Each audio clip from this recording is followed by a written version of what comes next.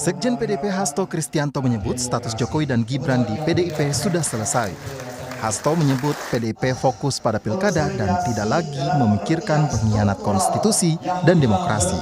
Saat konsolidasi kader di Majalengka, Jawa Barat, Hasto mengajak kader memenangkan pilkada mendatang.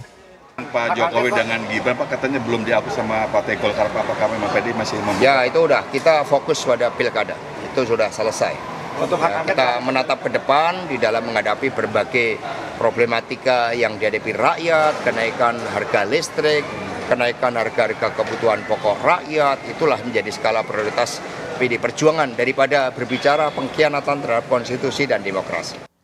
Ketua Umum Partai Golkar Airlangga Hartarto menyatakan Presiden Jokowi dan Cawapres terpilih Gibran Rakabuming Raka sudah masuk ke keluarga besar Partai Golkar. Airlangga mengakui selama ini Jokowi sangat dekat dengan Partai Golkar, sedangkan Gibran Rakabuming Raka merupakan sosok yang direkomendasikan oleh Partai Golkar sebagai Cawapres melalui Rapimnas resmi. Jokowi itu dekat dengan Partai Golkar, dan kedua Pak Gibran itu mendapatkan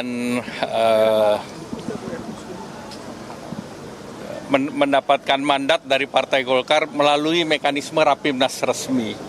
Jadi bagi kami Pak Jokowi dan Mas Gibran itu sudah masuk dalam keluarga besar Golkar.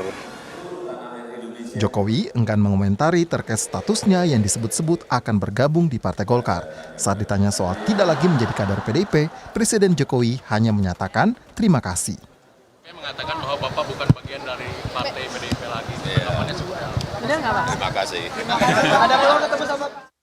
Meski Jokowi dan Gibran hingga saat ini tidak menyatakan secara tegas bergabung dengan Partai Golkar, tetapi keduanya telah menunjukkan sinyal kedekatan dengan Partai Golkar. Beberapa kali Jokowi terlibat pembicaraan berdua bersama Ketua Umum Partai Golkar Airlangga Hartarto. Jokowi pernah menggunakan dasi kuning yang diartikan oleh banyak pihak sebagai bentuk kedekatan dengan Golkar. Sedangkan Gibran saat menjadi wali kota Solo juga didukung oleh Partai Golkar, bahkan Golkar menjadi parpol pertama yang mengajukan Gibran sebagai cawapres Prabowo Subianto di Pilpres 2024. Tim Liputan, Kompas TV. Tidak dilepas secara resmi oleh PDI Perjuangan dan tidak juga diterima secara resmi di Golkar. Lalu bagaimana sebenarnya status kader PDIP dan Golkar, Jokowi dan Gibran? Apakah betul tinggal menunggu formalitasnya saja di Golkar? Kita akan bahas bersama politisi PDIP Aryo Seno Bagaskoro, bergabung juga politisi Golkar Bobi Adityo Rizaldi, dan Direktur Eksekutif Political Literacy Institute Gun Gun Herianto. Selamat malam Kang Gun Gun, Mas Bobi, Mas Aryo. Selamat malam, Mbak. Selamat malam. Selamat malam. Kayaknya saya ke Mas Seno dulu. Jadi udah fix nih, nggak ada hubungan apa-apa lagi antara Pak Jokowi, Mas Gibran, dan PDIP, karena nggak ada pamitnya juga nih, padahal KTA-nya masih ada di tangan. Ya, kalau bicara KTA itu kan bukan sekedar KTA fisik kartu tanda anggota itu, Mbak. Tapi kemudian yang lebih ditekankan kan bagaimana sikap-sikap. Salah satunya misalnya tentang sikap-sikap yang harusnya tidak dilanggar oleh kader partai. Pak Jokowi kan sudah lama sekali di PDI Perjuangan, sudah puluhan tahun, sudah di wali kota, kemudian gubernur DKI, hingga presiden 2 periode. Saya rasa sangat mengerti lah apa yang seharusnya secara fundamental semestinya tidak boleh dilanggar. Dan di PDI Perjuangan ini mudah saja, jangan langgar konstitusi, jangan langgar asas-asas ketaatan terhadap prosedural demokrasi maupun substansial, jangan kemudian berbeda antara kata dan perbuatan, ya sikap-sikap semacam itu. Sehingga kalau kemudian Pak Komarudin Watubun misalnya Ketua DPP Bidang Kehormatan menyampaikan bahwa Pak Jokowi maupun Mas Gibran sudah bukan lagi bagian dari PDI Perjuangan, ya saya rasa itu bukan kami yang mengambil langkah, bukan kami yang pertama kali menginisiasi mengabaikan. Jadi ya beliau terlebih dahulu yang mengambil pagar pembatas itu atau membangun pagar pembatas itu. Bahkan istilahnya lebih ekstrim, membakar rumah sendiri. Jadi kalau misalnya ada karpet-karpet dengan warna lain untuk beliau, kami ini tidak hanya menyediakan karpetnya, Mbak. Selama puluhan tahun ini sudah rumahnya, ya sekarpetnya, seperabotnya lengkap, dapurnya, kemudian tamannya, garasinya, isi rumahnya itu semua kan rumahnya Pak Jokowi kan aslinya di PDI Perjuangan. Lalu dibakar sendiri oleh beliau. Terus sekarang kami kalau kami kemudian mengambil sikap, merasa itu kemudian beliau menjauh dari kami, ya masa kami yang salah? Saya rasa ya Ya. itu reaksi wajar dalam demokrasi. Oke, jadi apa artinya KTA fisik kalau hati dan sikap tak lagi sama-sama? Bahkan tadi keras dianggap membakar rumah sendiri berkali-kali dikatakan oleh PDIP. Kalau Golkar sebenarnya kayak gimana sih Mas Bobi? Karena dianggapnya masuk keluarga besar. Tapi secara status juga tidak resmi, secara resmi disampaikan bahwa masuk Partai Golkar. Ini gimana sebenarnya Mas Bobi? Ya, jadi kita yang paling utama itu adalah dua hal. Kita sangat mengapresiasi putra-putra terbaik Indonesia, yaitu Pak Jokowi dan Pak Gibran. Sekaligus kita menghormati keputusan beliau, apakah nantinya akan bergabung dengan Partai Golkar secara formal atau ada hal yang lain. Dan kedua, tentunya kita juga menghormati PDIP, karena kan Pak Jokowi dan Pak Gibran itu kan KTA-nya KTA PDIP. Oh, tadi Jadi tegas kami kata pun- Mas Seno, maaf Mas Bobi, kalau tegas kata Mas Ya. Seno dan PDIP, Pak Hasto juga dibilang bahwa sudah bukan kadernya, apakah itu tidak cukup? Ya, kami menghormati apapun posisi dan statement dan standing politik terhadap Pak Jokowi dan Pak Gibran. Tetapi kami pun juga pasti akan secara keluarga besar, apakah itu akan diformalkan atau tidak, kami ingin menghormati Pak Jokowi dan Pak Gibran. Karena memang tentunya seperti statement Ketua Umum kami, kalau kiranya Pak Jokowi dan Pak Gibran akan bergabung, akan diberikan tempat terhormat. Apapun bentuknya tempat terhormat itu, karena memang itu adalah Ketua Umum yang akan menentukan. Kenapa? Karena mungkin sama dengan di seluruh partai politik, bahwa kartu tanda anggota itu secara formal itu ditandatangani hanya satu orang, yaitu yang menandatangani adalah Ketua Umum. Nah, kalau dari Kang Gun-Gun lihatnya kenapa sih kayaknya kalau Golkar masih gamang, tidak menyatakan secara tegas status kadernya Pak Jokowi, Mas Gibran secara normatifnya tadi kan bahwa menghargai PDIP. Di sisi lain PDIP juga sudah tegas bahwa bukan lagi kadernya. Kang Gun-Gun.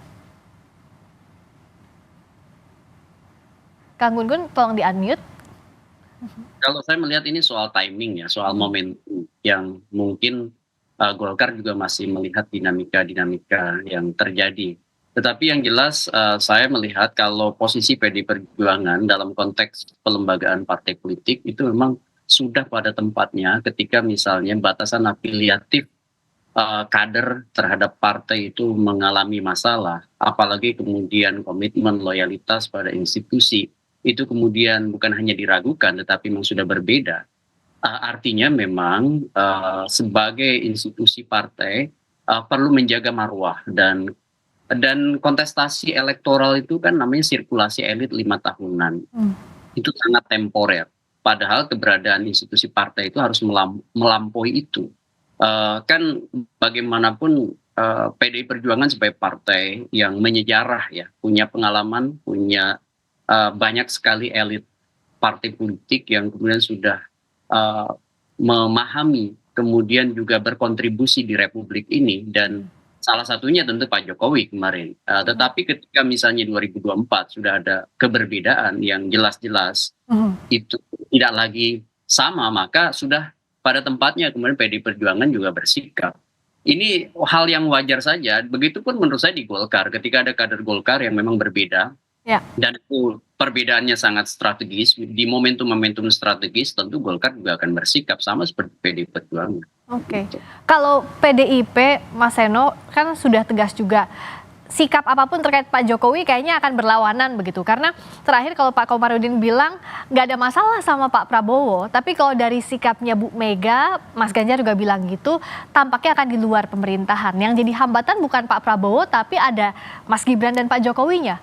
Itukah? Ya, persoalan utamanya kan karena kami membaca apa yang menjadi kebatinan dari mayoritas pemilih atau pendukung dari PDI Perjuangan di tingkatan akar rumput.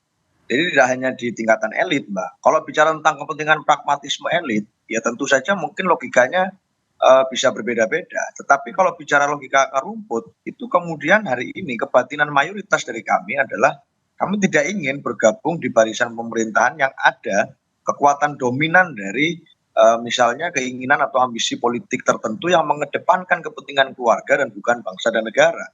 Dan hal itu selama itu masih dikedepankan, dalam hal ini misalnya masih ada pengaruh Pak Jokowi di sana, maka ada banyak sekali resistensi dari anak ranting, kan disampaikan berulang kali, dari ranting, dari pengurus di tingkat daerah, itu memberikan suatu bentuk resistensi. Dan saya rasa kami semua paham kebatinan itu dan menghargai apa yang menjadi aspirasi dari seluruh kawan-kawan yang kemarin berjuang betul di Pilpres yang demikian brutal. Maka kami yakin juga sebenarnya dengan situasi seperti itu, mengapa kok kemudian hari ini ada kegambangan di mana-mana, ya tentu saja kan kita yakin, kita sangat menghormati misalnya kawan-kawan Partai Golkar yang sudah lama menjadi sebuah partai politik yang sangat matang dan dewasa. Tentu kan nggak mudah juga misalnya menjadi ketua umum di partai politik yang sudah lama memiliki fondasi. Nggak bisa 1-2 hari jadi kader langsung menjadi ketua umum misalnya seperti partai-partai baru, ada proses di situ. Dan saya rasa itu yang kemudian menjadi bagian dari concern kami.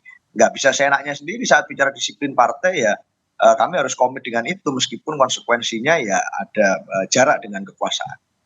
Tampaknya kalau PDIP dan Pak Jokowi ini contoh nyata kalau cinta dan kecewa itu batasnya sangat tipis sekali ya. Nah, kalau Golkar melihat kasus yang sudah terjadi atau cerita yang terjadi PDIP Pak Jokowi dengan Mas Gibran, apa tidak ada kekhawatiran bahwa rumah yang lamanya saja bisa sewaktu-waktu ditinggal? Apa Golkar begitu percaya kepada Pak Jokowi dan Mas Gibran? Kayak itu tadi, kan kita sebagai sebuah partai tentu menghormati masing-masing pihak, dan tentunya kita pasti akan bersuka cita karena Jokowi dan Mas Gibran itu seperti dikatakan oleh Ketua Umum kami adalah bagian dari keluarga besar Partai Golkar. Akan tetapi memang menjadi keluarga besar dan juga memiliki kartu tanda anggota partai itu memiliki konsekuensi yang mungkin berbeda. Nah, ini yang mungkin jangan salah diartikan juga, keluarga besar karena kita mendukung memang Pak Jokowi dan Mas Gibran.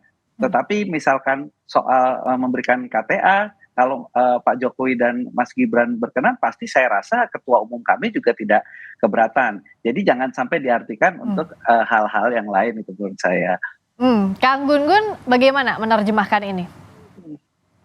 Ya, kalau saya lihat ya, posisi Golkar ini kan juga partai yang punya anggaran dasar, anggaran rumah tangga yang jelas, termasuk juga dinamika internal relasi kuasa antar orang yang juga tidak mudah. Golkar itu surplus politisi yang senior juga dan punya basis pengalaman luas. Ruang jelajahnya juga luar biasa, sehingga ya bisa saja di awal kemudian Pak Jokowi dan Mas Gibran misalnya taruhlah berlabuh di Partai Golkar, tetapi apakah Golkar sebagai institusi itu juga mudah dikendalikan? Kan tidak juga. Jadi ada proses menurut saya pasti juga ke depan akan terjadi dinamika-dinamika baru ya. Sekarang pastikan membangun komunikasi politik tuh positif ya, mutual benefit, mutual understanding.